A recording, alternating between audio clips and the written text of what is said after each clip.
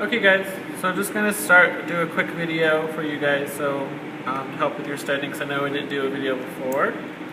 So just really quickly we'll go into the lungs and the heart. So as you can see here, and as I mentioned in class, you have 4 lobes on the right side. So there's the superior one, middle, inferior, and you have a very small one here, there. So 1, 2, 3, and then 4.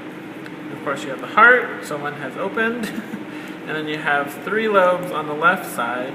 And the reason why there's one less on the left side is because the heart sits on the left side for the cat. So you have the superior, middle, and the inferior lobe. And then of course you can see the inferior vena cava here going up, and then the superior vena cava here, and then the aorta leading out.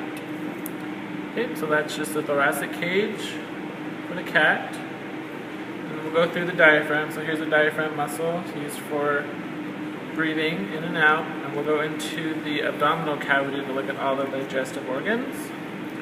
So this big fleshy brown mass here with multiple lobes is the liver. So there's multiple lobes. Unfortunately with this cat, I don't see a gallbladder very well. So in here with the gallbladder is right there. It's on the bottom part of the liver. Then we go to the stomach here. Leading off of the stomach, we go into the small intestine, and the first branch of the small intestine is the duodenum. It filters through, go all the way through the jejunum, and then ends at the ileum here into the cecum of the large intestine. So as I mentioned in class, this is where the bacteria are for fermentation, to further digest the stuff that we can't break down. And the large intestine for the cat is really short, so you don't have the ascending, transverse, or descending colon essentially. And you lead here into the sigmoid colon, where it's the feces are stored in the anal vault, and then you defecate.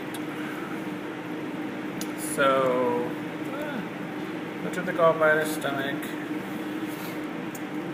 Below the stomach, you have another digestive organ, the pancreas, which is this here. So the liver, gallbladder, and pancreas all communicate with the small intestine and the duodenum. So the common bile duct, the pancreatic ducts all come into the common bile duct and then lead into the duodenum. And then other than that, not the digestive organs, but we have the kidneys here, which are retroperitoneal. So we have the left one, and then a little further behind we have the right one. So the right kidney usually lies more superior than the left one, both in cats and in humans. And here we have one of the lymph organs, the spleen.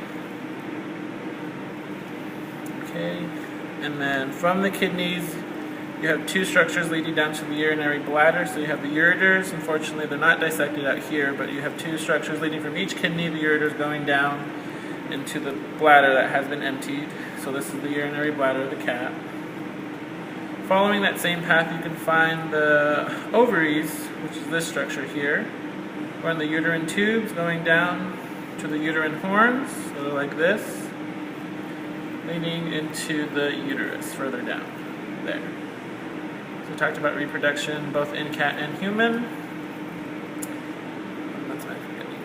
And that's pretty much all the organ systems for the cat.